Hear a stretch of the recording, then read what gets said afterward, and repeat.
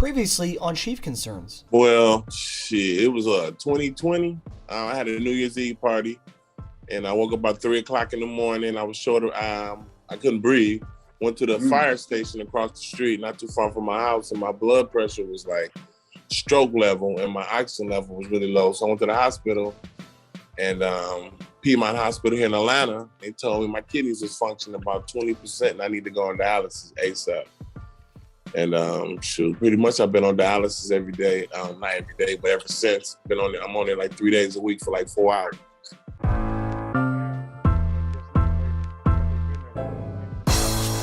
It's the corner where the treats at. Is this the passing of the torch, right? Is this what this signifies? It comes down to that front office and what they feel is most important. The champ is here. We've touched down from a higher plane. Why you landed here? We always look forward to that week because it was always intense. You know that we ain't coming back. We about to. The man, the myth, the legend, Dante Hall. My favorite player growing up was Dante Hall. I love you guys in the show, but Dante was my guy. Get to dashing because you done on the warfield.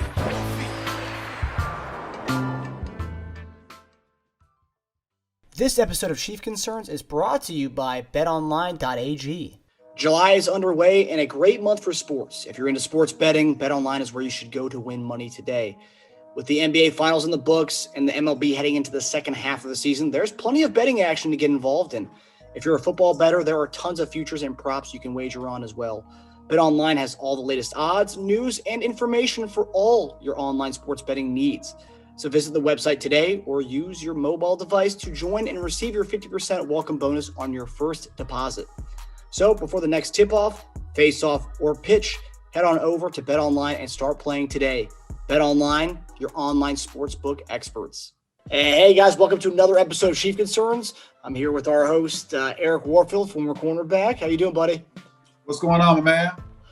Nothing much, man. Just getting ready for the Olympics tomorrow. I thought we weren't going to have an Olympics based on the last few weeks of different COVID outbreaks on certain different sports and stuff, but I'm excited, man.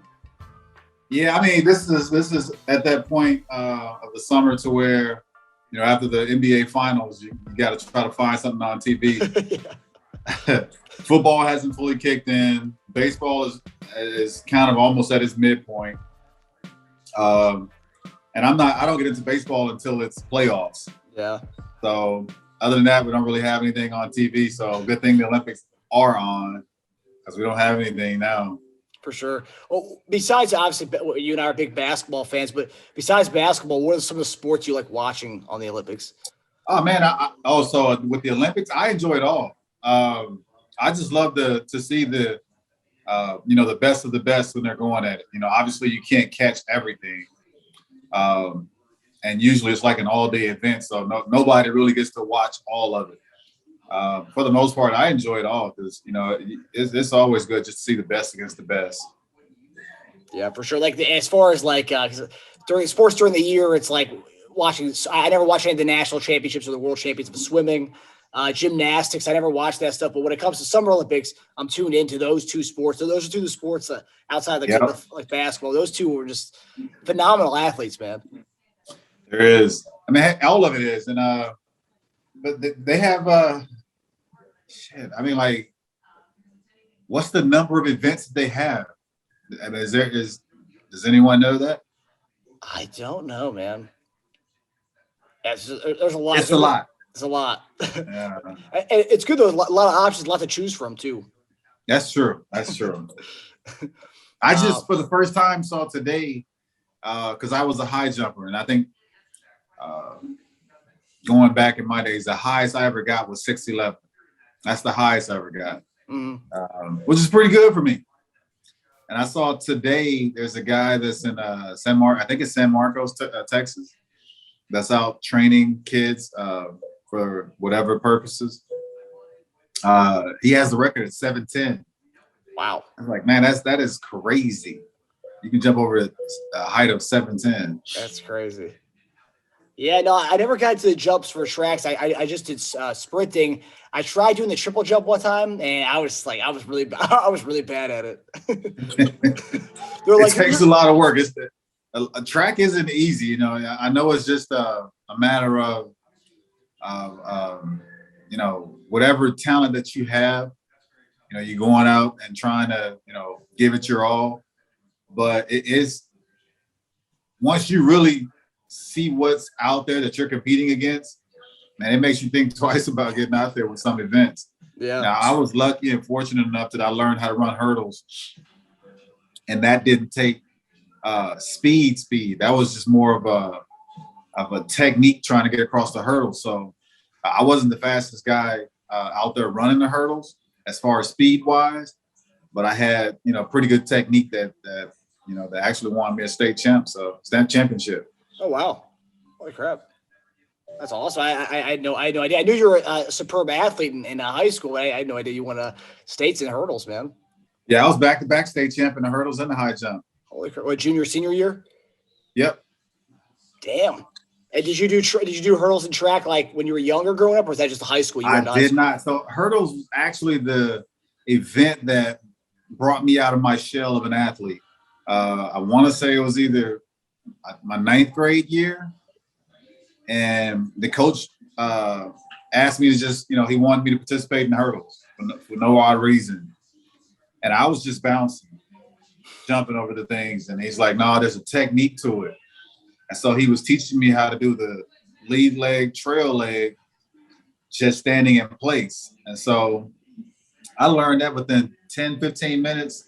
And afterwards, I kind of figured it out. Once he got my steps down to where you're coming out the blocks and however many steps it's going to take to get over that first hurdle with that lead leg, it just got me out of this little shell of a shy kid that I was forever.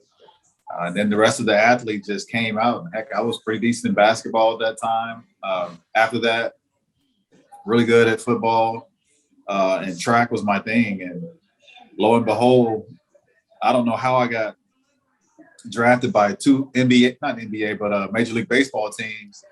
And I hadn't played baseball since, I want to say 8 or 9 years old. So, but I guess they saw the potential that I had. So that's crazy. Wow. Now I know as far as basketball with the Olympics, I know that's the America's big thing. They lost Australia, they lost Nigeria. They've also had, to bring in some guys because of COVID. Do you think that America will place gold? Would you, if you would? Yeah, I think we will.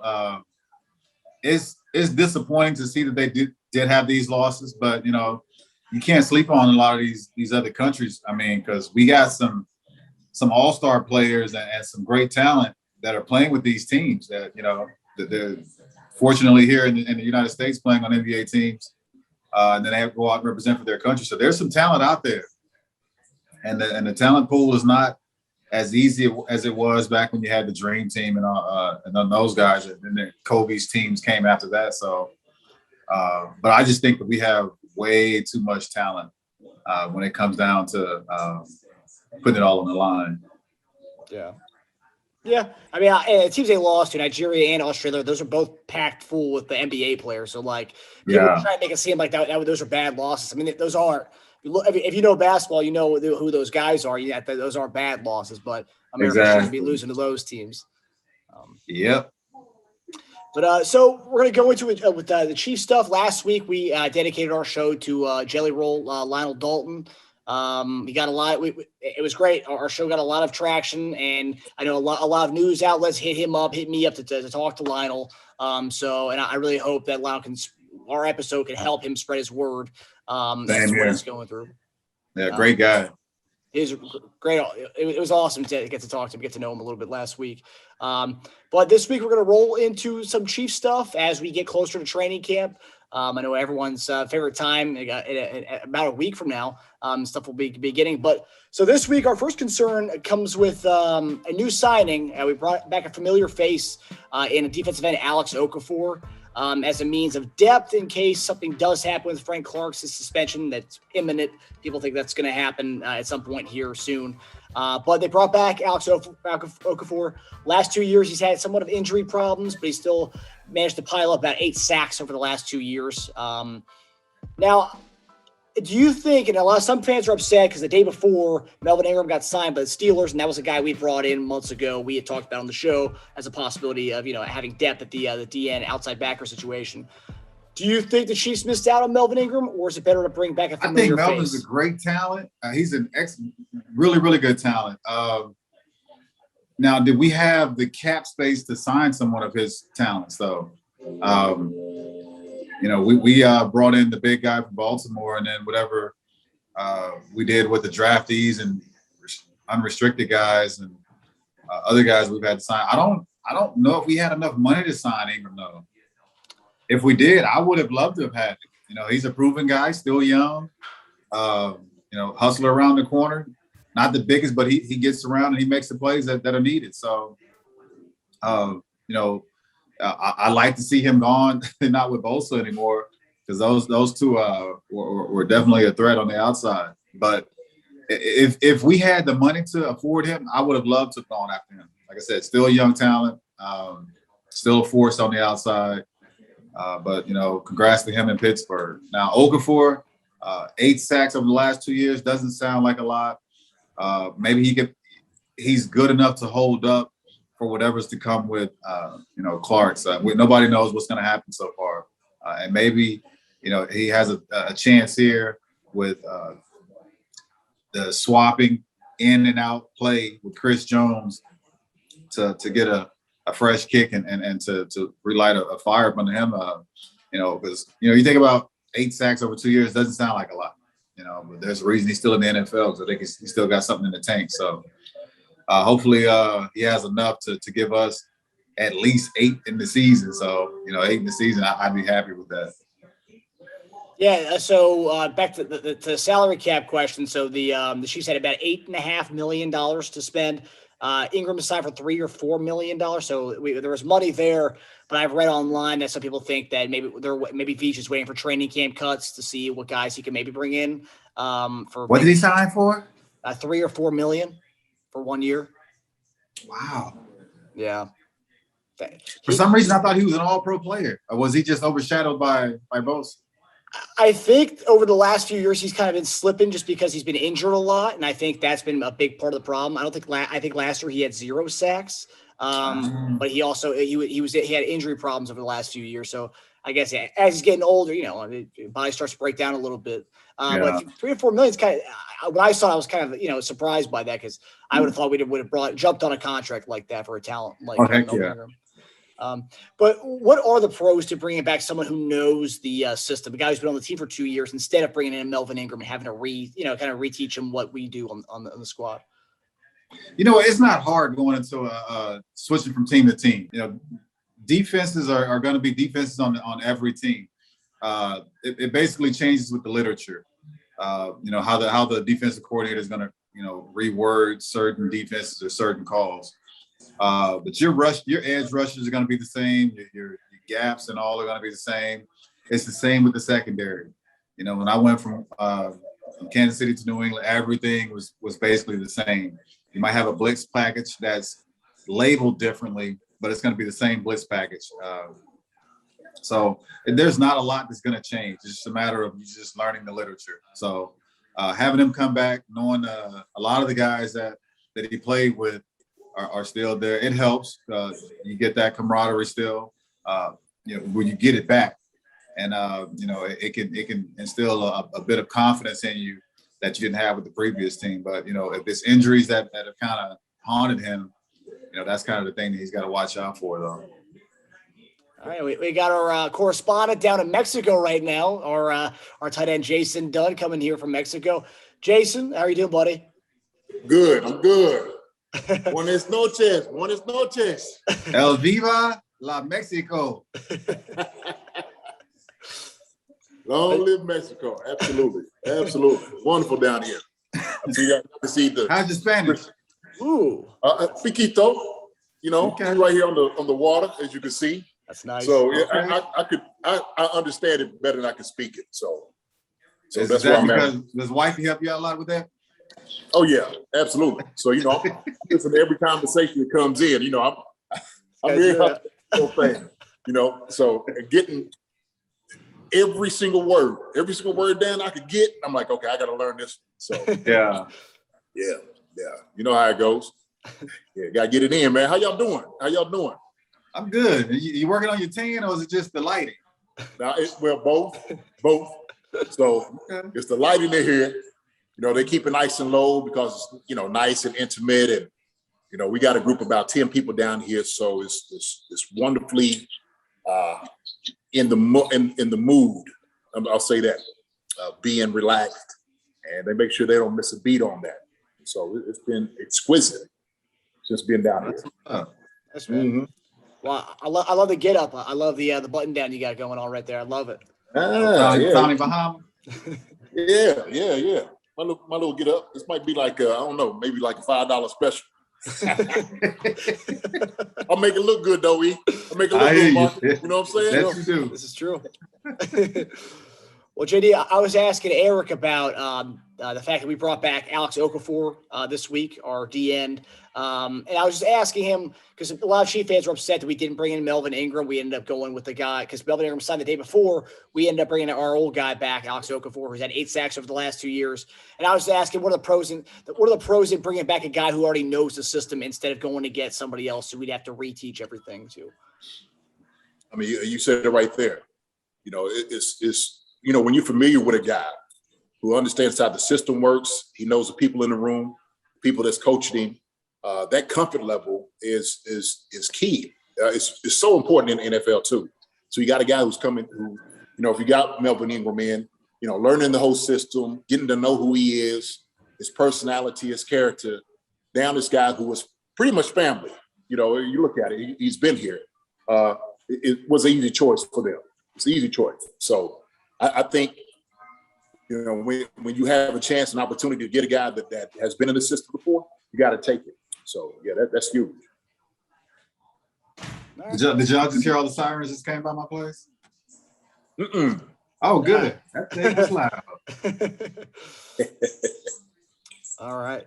Okay, so our next one. So this is one thing that everyone always talks about as we get closer to training camp. Everyone's looking at certain battles and certain position battles on the team. And I guess as we get close to the season and next week really is when it begins, what are the position battles you're most excited to see going into the season? I'm looking at the quarterback position because I'm just joking. I think the wide receiver core is probably going to be the thing that, you know, that'll be mostly watched. I mean, I know Nicole Hardman has been placed as a starter opposite of Tyreek Hill, but I think those guys are gonna push him, you know, and it's mostly because, you know, of the years that he's been here, he's done a lot for the team. I won't take that from him. It's just my perception. I just haven't seen enough out of him to say he's that guy. I like him all around because he's a, you know, pretty good receiver, and he does well for us special teams. But just being a starter at the receiver, I haven't seen enough of him yet. So I'd like to see what the other guys are doing, you know, and how they're pushing him, either for him to get better or for them to take over the spot. Yeah, I have to agree. That, without a doubt, you're going to be watching that position as closely as possible. And like I said, with those guys in the room who have similar, skill sets, then you're really thinking, okay, who's going to be the guy that's come out, like you said, number 2, especially in this offense. But like I said, this is a transitional offense, so anybody you can plug in these guys is number 2 in. I mean, you really can. But I like Robinson. You know, is Powell making enough noise to come in? That's what you're asking, right? So that's definitely a battle, you know, wide receiver. But then also, too, you have to think offensive line.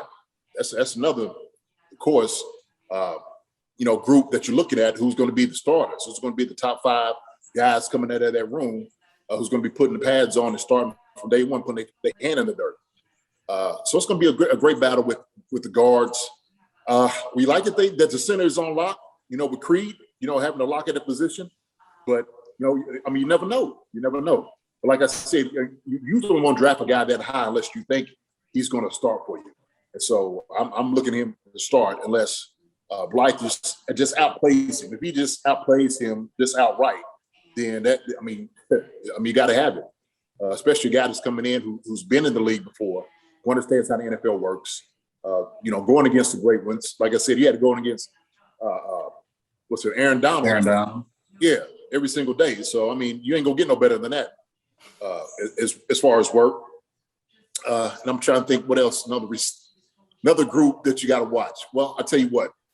I'm looking at all the free agent guys that we got in the secondary, right? Where they're going to fit in, where they're going to get their niche, what they're going to do on special teams. How many reps are they going to get? Now, I don't know as far as like them coming in as one, but we talked about maybe like nickel E. You know what I'm talking about?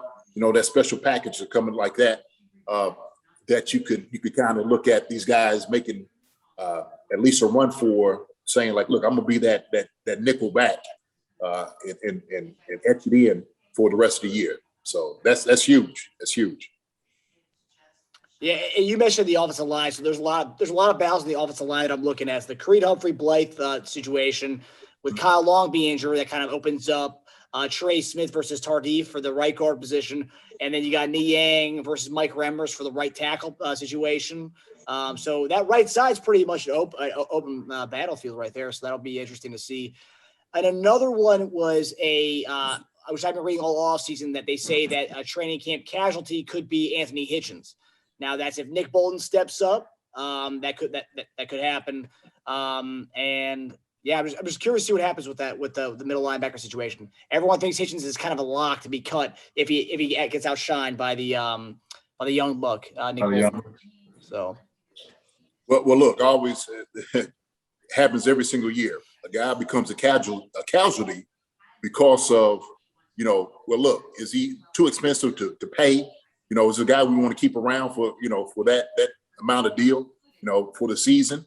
And usually when you're a veteran, of course, the league tries to protect you somewhat by giving you a little bit of the contract. But something that he's getting paid, I don't think that'd be an issue without a doubt. But I'm thinking, Bolton's gonna come in, man, and he's gonna light it up. I really do. Like I said, he's another guy who's a top pick. He's got to start. You got to play him right away. You're not going to put a guy like that on the bench. There's no reason to. Yeah, the only thing that'll keep him from hitting the field is an injury. Knock on wood, nothing happens in that situation. But yeah, him being our highest pick, he's inked in on that roster. Yeah. Mm-hmm. Yeah, and I got to ask, obviously, middle linebackers is one of the most important positions on the field in general, especially defense. Is that hard for a rookie to kind of man that spot on day one? We've seen a lot of guys do it. It's just a matter of how bad does he want it. I think he's played well enough in his college career to be worthy of the pick that he's gone at. And I think if he's not ready, they'll give him enough of the playbook so that he is ready, and they can figure it out along the way. He's got whatever offseason of OTAs we had, he's got full training camp to go with. You'll be amazed to see how much you can learn during the process of training camp. So it shouldn't be that hard. He'll get a few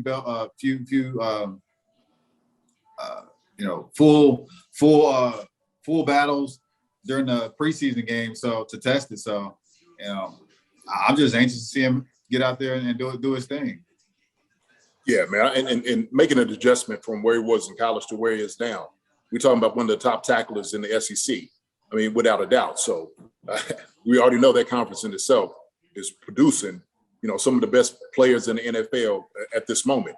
So him making that transition and him going in to be a general, especially on the defense, hey, it's not going to be a problem. Like you said, if he's picked that high, they know he's got the skill set. They know he's got what it takes to be a leader, be out there on the field. You don't get somebody in the first round to be a kitty cat. That ain't how it works in the NFL. You know what I mean? You just don't. So, we're bringing a guy in who's going to be able to call the defense, put everybody in the right position, defensive line. That's a big position, to be in. So he could definitely do it, man. That's why you got him at that pick. And Eric, you played with Derrick Johnson, one of the best to ever put on a Chiefs uniform, and he stepped right in from his rookie year. Oh yeah. I mean, Exactly. could you tell right away, like, oh, this kid's not your normal rookie, or like you didn't even realize he was a rookie because he was just kind of with filled that DJ? role? Yeah. Oh yeah. I mean, heck, when he first padded up, he's so fast you don't realize it because DJ wasn't the most cut up, linebacker. He wasn't just built like a linebacker. He didn't have the muscles, but once he laced that, those shoes up, put that helmet on, he shoots out like a bullet. I had to laugh you said that, Eve, because I'm just thinking about DJ, man, when he was doing sit-ups, he would always front. He'd be like, and I don't know if he was playing and stuff. He's funny too. It's just who he is. But it looked like it was just killing him to do it, man. But once he strapped up, that joker, man, he'd be running everywhere, all across the field. He's kind of like Willie Rowe. When you look at Willie when he's walking, man, you think to yourself, how in the hell is this dude an all-pro lineman? Like he can barely walk, and all of a sudden, he lays him up. It's a different animal. Yeah. And you see DJ, man, DJ might have two muscles in his entire body. But when it comes to play, you won't find a better linebacker. Yeah. Well, I'll say he developed a little bit later, but when he came in from Texas, man, his rookie year, Joe didn't look. You like, who's this? This the guy you got? Oh man, like we're gonna get our heads beat in. But like you said, man, he athletic. You just can't tell it. Some guys, when you look at them, they don't look the part. I'm not saying that DJ didn't quite look the part. Yeah, you can't. I won't say that at all. Yeah. But you're thinking that. Yeah. You're thinking that he got muscles on the top of his neck. You know what I'm saying? Pecs out to here. Just look like a superhero. And, DJ, man, That's funny. And so with the rookie linebacker we have with Bolton, and we also have the second-year guy, Willie Gay. I mean, it looks like on paper the Chiefs have the two inside backers for the future, and hopefully we can start seeing that in a week or so. So, okay, so our final topic tonight. This is something that I was thinking about. It's like how I felt before the weeks before reporting to training camp in college or in high school, going to the 3 days. I was always like that last week. Like partying with my friends. I'm like, oh man, this is it. Summer's over. The last week before getting to training camp. What do you guys do? Because I know I asked you guys about the bye weeks. You guys go to Vegas for bye weeks. But the week before training camp, what does that look like for you? Because I got to imagine it's kind of bittersweet. Summer's kind of over. You've got to go check in for work for the next 5 months. What is the last week? Oh, the week before? Camp? Yeah. The week before, you better have your ass in a gym. Because you already know what day 1 and day 2 is going to be like. Back when, damn, I hate to date us, but yeah, back in our days, we still had 2-a-days in training camp, so we had to be ready. It wasn't that long ago, but go ahead. But it is and it is and it ain't, Right.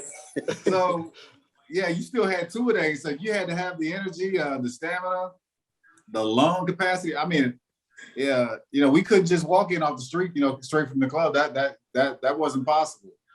And then a lot of other teams have a what do they call that? I know they do the 300 shuttle. So if you don't pass the shuttle, you're not able to practice with the team until you pass it. There's a lot of teams that still do that, just to make sure that you weren't pissing off your time before you came into training camp. But we didn't do that with the Chiefs. We get out there and we had day 1 to get our things ready. So but yeah, I think I'd pretty much die if I had to go out there and do a 300 shuttle right before camp.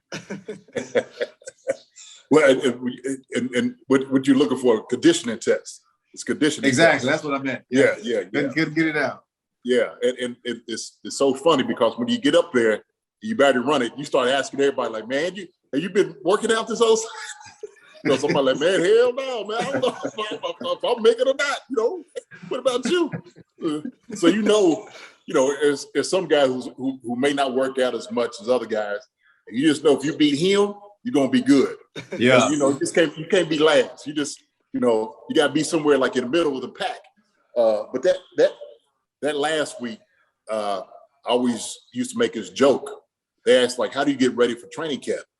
I said, so what I do is I take myself, put myself at the top of the steps, and I throw myself down the steps about 25 times. That's what I'm trying to do. Because all the hits that you take in camp, all this, the beating and the bruising, like he said, you don't have to go through that now. And I mean, sure, you could, sit on the beach like I'm doing right here with a Mai Tai. But as long as you get some sprints on the beach, you're good. So yeah, they don't hit anymore like that. And another thing, you're trying to get everything down as far as like, okay, when am I going to take the camp? Because the beds ain't going to be comfortable. You already know that. So you're trying to get a nice little mattress. You're trying to get everything where you're not really packing a whole lot, but still enough where you're going to be comfortable, right? Because you're just going to have a lot of tossing and turning, sleeping nights, man. It's just that's what it is, man. Camp is just one of those things, man. It mentally, it drains on you because you just know you're looking at 4 weeks of like just hard football. Yeah. Lack of sleep, pain, all of that. And so, you just got to mentally be prepared and just be ready. But yeah, like guys going out to Vegas and stuff, like, look, I get trying to get that last bit of vacation in. But the week before, I don't see that. No, I don't see that at all. The good thing with us is that, Billy Long and Jeff Hurd, they always had the doors open. So at the training facility. So you can go down there every day and get you a good workout in and get prepared right for those days. But yeah, like you said, you just want to make sure you got all your essentials, maybe extra shampoo, lotion, soap, and take a pillow and blanket. And when you get there, heck, we all usually head on down to Walmart or Target anyway, just to, take everything out of this store and make sure that our room is up to par to get us through camp. So yeah. It was funny. So I'm gonna tell you what happened with this camp. I always got to tell the story. So Coach Ramil, as soon as I get to camp, you always have to weigh at a certain amount. Certain guys, you had to be at a certain amount. I know he probably had to worry about this. You can see he athletic guy. You probably can't even put on weight right now. I don't care how much. Yeah, I win. Yeah, I'm trying to lose 10. But so I come to the camp, and so Coach Ramil sees me. He's looking at me and says, "Oh, Jason, you've been working out hard this summer. Oh, you look good." I'm like, "Yeah, thanks, Coach. I appreciate it." So me and Willie Roaf, we're sitting over looking at each other. Me and Willie knew, we might have been a little bit more heavy than what we needed to be. And so, once you get there, they put you into like he was saying, into a group where they're gonna whip you into shape. I don't care, like you gotta do all the regular practices, but you got just extra. And so Coach Ramil sees me and Willie at dinner, comes in the meeting late at night, and he's like, I had 2 guys come in, and I'm looking at him, and he lied to me in my face. Just lied to me. I'm turning, I'm looking at Willie looking at me. I'm like, man, he talking about me? He's like, no, he talking to you. He said, both their ass came in here out of shape. I'm like, oh man, I've been running, but I was probably about a good 8 pounds over. You know what I mean? So that was the funny part, man. Coach Ramil, now look, Coach Ramil would tell you the absolute truth. Yeah, look, he didn't mix words with you. None of that. He gonna tell you the truth. So yeah, man. Training camp is something else. It's one of those things, man. You can't forget. You've been through it, man. Yeah, man. I know that weight class thing. I played with Chester McLaughlin. Rest of his soul. But Chester would just automatically write a check, $5,000, because he knew he was gonna be overweight every single time. He just said, I'll write a check and just take it out of my check. So, but when it came to playing, that dude was a monster out there in the middle. Yeah, no doubt about it. And so he just cut the check. You all just knew it. Like, look, man, I ain't gonna make weight. Yeah, exactly. Don't try to get me to make weight. I'm just gonna cut you the money right now. Yep. Yeah. I tell you, man, and look, when training camp starts, we're gonna have to tell some training camp stories. That's some good stories during that time. So man, we got a few. As far as the conditioning tests, because in college, each position groups had their own certain tests to make. They didn't meet a certain time. Was it just flat? There was a flat times for all position groups, or is like each group is going to have a certain. Offensive linemen are going to make the same as the skill guys, and so, which is crazy because when I got to New England, the fastest guy to get through the shuffle drill was Mike Vrabel. Wow. Always in the lead for every group.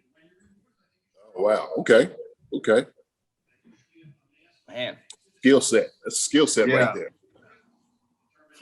Well, was Waters pretty? He's a pretty agile guy. I mean, he kind of played all over the field. I mean, he was kind of an agile dude for a big dude at the line. Brian? Yeah. Oh, Brian was a weight room guy. Now, as far as running, you didn't get him to run nowhere. Oh. Yeah. He would, but no what? And look, B. Waters, man, he played tight end. He came in as a tight end and like a fullback. So he had some agility to him. A lineman when he got to Kansas City. But, he played tight end in college. I know that, but when he got to Kansas City, he was straight O-line. Right, yeah. He's a little dimble on the feet, But, yeah, now if you had to do him, like running some more, like conditioning, like longevity, oh, yeah, he ain't ready to do that. I mean, he ain't gonna let you down running wise. He gonna do what was asked of him. Mm-hmm. But the running thing's not for him. Now the weight room, he'll compete against some of the bigger guys around. So yeah, that's for sure. Yeah, I had to say he might have been the strongest one in the weight room. Yeah, while seeing it, yeah, for sure. He had the little T-Rex on him, so he had to go very far recovered. And I want to say he participated in like a Pro Bowl like skills challenge for bench reps. Where one year they did that. I think he was one of the participants of that. Yeah, he's a monster on the bench. Okay. I didn't know that. Yeah, I'm pretty sure they didn't do that many times. I remember like that. I have this vision in my mind of him doing like the bench press like competition. They didn't do it much, obviously, because I don't think it's been around in years. But yeah, that was. I'm pretty sure he participated in that. I'm gonna try to look through the archives to find the video of that. All right. Well, yeah, I'm looking forward to the training camp stories as we get into training camp. I was going to do that tonight, but no. I want to know what was going on before you guys got into training camp, like this final week. I feel like for me, it was like, I always thought my summer was over. I was like, okay, man, this is time, because we had workouts and stuff throughout the summer. But once the first week of August came, it was 2 days, 3 days, and that was, and that was it. Summer was over essentially for me. But I was curious if that was the same way, the same kind of feeling in the NFL. Pretty much. Mm-hmm. Yeah. All right. Now, go ahead. No, I was going to shift gears here. Do we have fan guests tonight? We do. We got a Green Bay fan. We have a Tennessee fan. Then we have a Kansas City fan. Real quick, all right. So these are my brothers, all right, brother-in-law. So they here. So I'm gonna bring them in real quick, all right. Let's do it. This is my brother Charles. All right. What's up, fellas? Hey guys. What's up? It's my brother John. How you doing? All right. How y'all doing? How are you doing? And this is O right here. How you doing? Okay. Brother-in-law family. Okay. Nice. So Tennessee fan. All right. Yes. Tennessee Titans fan. Yes. My brother right here, Kansas City, of course. We got O right here for Green Bay Packers. He's a Packers fan. So y'all remember Eric Warfield, right? Yeah. Are y'all from these areas that y'all root for? No. Yes. That's where we live at. Yeah. I'm from New Jersey. I don't know. I live close to Tennessee. Oh, okay. So I get that. And you live Green Bay? Do you live in Wisconsin or something? Oh no. I'm from New Jersey. Jersey? Yeah. Man, how in the heck are you not like a Giants or a Bills fan, or maybe an Eagles? Jets. Maybe the Jets too. Can never do it. Never did. No, okay. And this is y'all Marcus. Y'all about to be disappointed when y'all lose Aaron Rodgers, huh? We ain't gonna lose Aaron Rodgers. He gone already. Nah. I was trying to get some better lighting. I don't know where to get better lighting at. That's it. Oh, I can see him real good. Yeah, good? Okay. Yeah. All right. So we'll get into the fact. Go ahead, Marcus. Go ahead and I was just going to ask, how are you feeling about the Julio Jones, AJ Brown, and Tannehill combination going into next year? Awesome. That's the best thing ever happened to Tennessee in a while. Yeah, I would agree. No, Derrick Henry's the best thing to happen to Tennessee. Well, he's real good. Yeah. But all together like that, since McNair and all them, then it's another team. So you think y'all got enough to get past Kansas City? So what? You think y'all got enough to get past Kansas City? Yes, definitely. No, because of Julio? No. Yeah, with Julio. Yes, definitely with Julio. So my brother right here, Charles, says no. You know. Charles knows what's up. That's all. Of course. Even though I live in Atlanta. Oh, Lord. I always go to Atlanta football games and I always have an Atlanta hat on, but a Kansas City jersey on. Kansas City jersey. Everybody say I'm confused. I said, nope, I'm not. That's hilarious. KC. So y'all have a question they want to ask? Yeah, I got a question. Okay. Now, who has the best defense in the league right now? Who do y'all think is like in the league? And Kansas City's out of it. I mean, just thinking back on it, for this year, I don't know if you want to say AFC, NFC, but right now, to me, Buffalo has a really good defense. Yes. Cleveland's got a really good defense by adding Clowney. Yeah. And who else? I think the Rams have really. It's hard not to put Aaron Donald in any conversation when you mention defense. So, but I think the Rams and Chicago both have been defensive minded the last couple of years with the NFC. But you still got the Tampa Bay Buccaneers, who's got everybody back from their Super Bowl winning team. So you can't count them out either. Oh no. Yeah, I have to say, man, probably Tampa Bay. Tampa Bay will probably, to me, just what they were able to do, who they have as far as just all around defense, plus with the coaches, right? Because you can't take the coaches out of the element. So I would say probably Tampa Bay was one of the top ones. But maybe the best defense, maybe on paper, maybe you could look at Cleveland, right? The Browns may be just on paper in itself. Then, of course, LA is always going to be in a conversation, like you said, with them Ramsey and Donald out there, man. So, Buffalo. But Buffalo to me, man. Buffalo is underrated, man. Buffalo to me, they don't have a big name guy on their defense, but they got a stout defense. Like them boys can play. Mm-hmm. They out there hitting. Yes, sir. Yeah, I'll say underrated, but I don't know.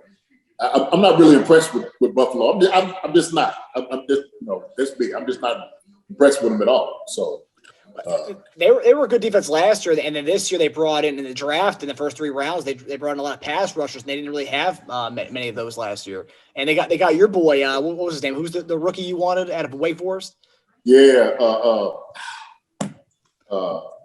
Rashawn Basham.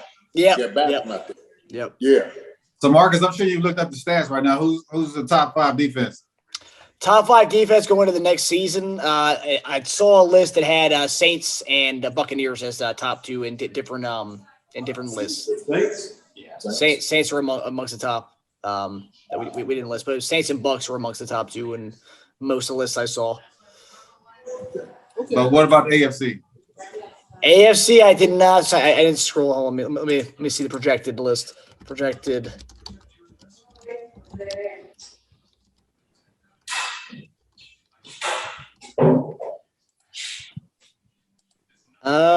defensive rankings. Buffalo's up there in one of the lists I'm seeing here.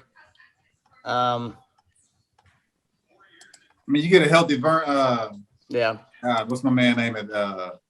Von Miller, him and Chubb. So Yeah. Buffalo and Cleveland are amongst the top lists I'm seeing right now. okay, so I call them pretty good. You know your defense. But I got Charles. You got it. So what's the best offense then? Oh, come Get on. Kansas City out of it. Yeah. Come on now. Come on now. Man, look, you know we are Chiefs concerns, right? You know, come on. Now look, he's a huge Aaron Rodgers fan, right? Huge Aaron Rodgers fan. And I've told him that Patrick Mahomes is a better quarterback than Aaron Rodgers. Oh, that's my opinion on everything. Really. I think because of what Aaron can do, the throws that he makes, what positions, from what angles. Look, not taking anything away from Aaron, but I just believe that Patrick's a better quarterback. Man, they both have amazing arms. They both got, amazing talent. Patrick has come in and won a Super Bowl at a younger age and has a longer career to add more rings to his fingers. But as far as offense, even if I'm not a former Chiefs player or a Chiefs fan, it's hard to not put them at number one. Even with the bad play that they had in the Super Bowl.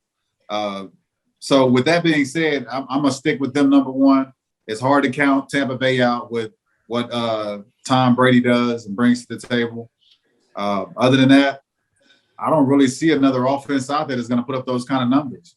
So Julio Jones is not helping the Tennessee Titans. Yeah, it made him a lot better. He's going to help, but what is that going to do? That doesn't. I don't think that makes him an unstoppable offense, though. Okay. With the I would say he's top 10. With the QB situation in New England and Denver, which quarterback battle are you most looking forward to seeing? Okay, nothing against Cam Newton. I'm just not on that ship to say that he's what the New England Patriots need. I know he was hurt last year. I know he was hurt the year before. And they claim that he doesn't have the weapons out there in New England. Just my perception on his career. I know he made it to the Super Bowl, outstanding year that year, but they had a great defense, had some great talent offensively. I'm just not sold on him at a starting quarterback. That's just my opinion. Who is a starting quarterback? They're looking again for the guy from Alabama. What's Matt? Matt Jones. They are ways away. He's a ways away. But you never know, though, JD.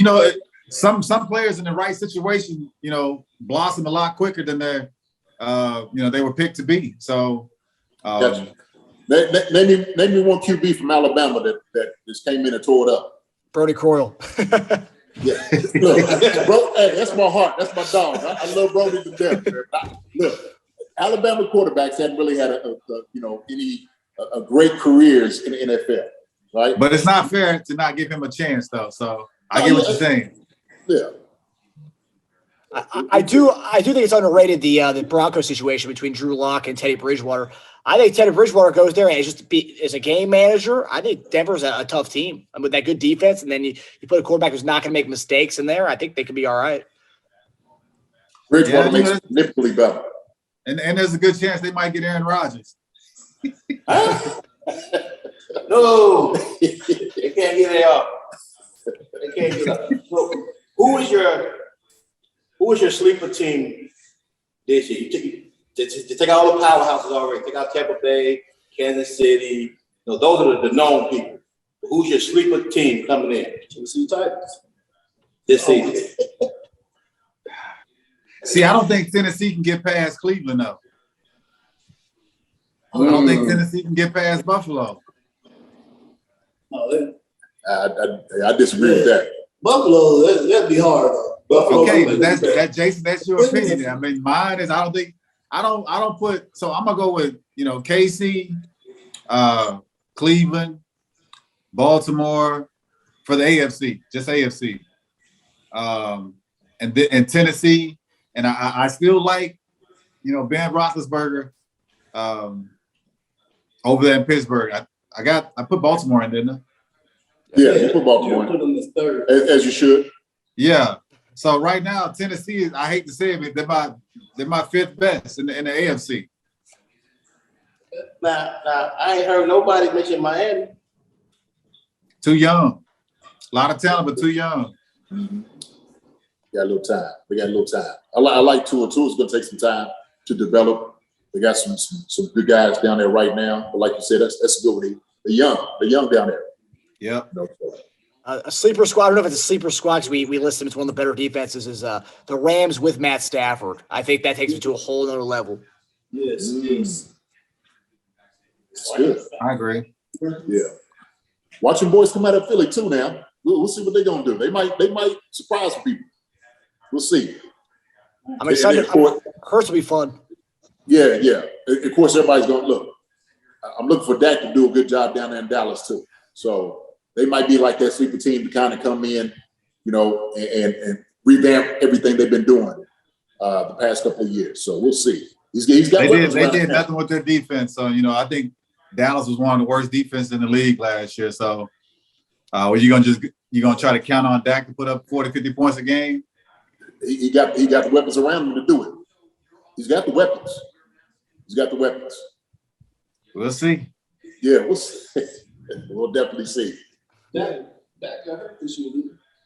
Last year, yeah. Matter of fact, I think I can't even say that the Washington football team is going to win that conference. Yeah. It's magic. It's possible. Yeah. They did good. They were coming on strong. So better than expected anyway. They played better against the Bucs than the Chiefs did in the playoffs. That damn right about that.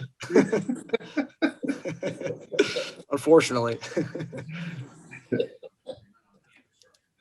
Well, man, I appreciate it. Like I said, I had to bring my brothers on. Was down here. I was just like, look, with being down here in a beautiful paradise in Mexico, man, just enjoying yourself, enjoying family, loving one another, having a great time. We just wanted to come out here and do the show, man. Man, we appreciate y'all coming on. So is everybody married? Thank you. Thanks for letting us on, man. Yes. Is everybody married? So anybody married? Everybody. Yeah. Yeah. Oh man, I was gonna give y'all my Snapchat. I want to see some video footage. I want to see that.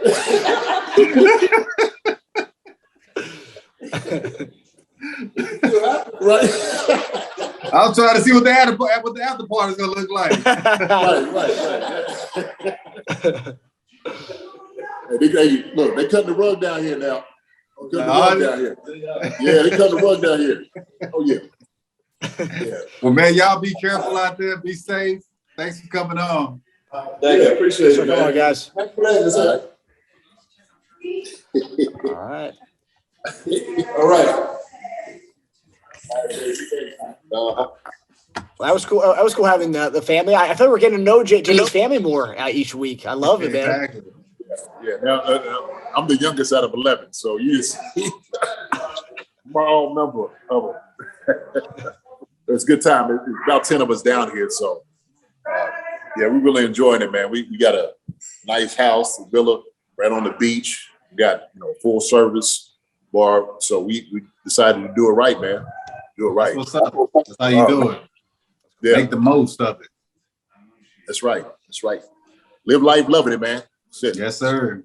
Only way to do it. Oh yeah. Send me a Snapchat later on, JD. I got you. Look. What's up, sir?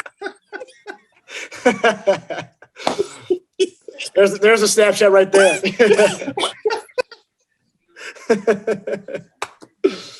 I got something for you, though, E.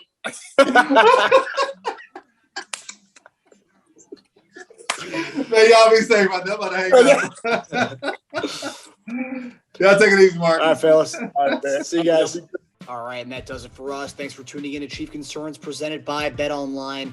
As always, if anyone in Chiefs Kingdom has any Chief Concerns for these guys, please tweet at us at @ConcernsChief, and please subscribe and follow Chief Concerns on YouTube, the Believe Podcast Network, or any place a podcast can be found. And if anyone wants to be a guest on our show, just drop us a DM or on Twitter or email us at chiefconcerns@yahoo.com. For everything else, we'll see you next week, guys.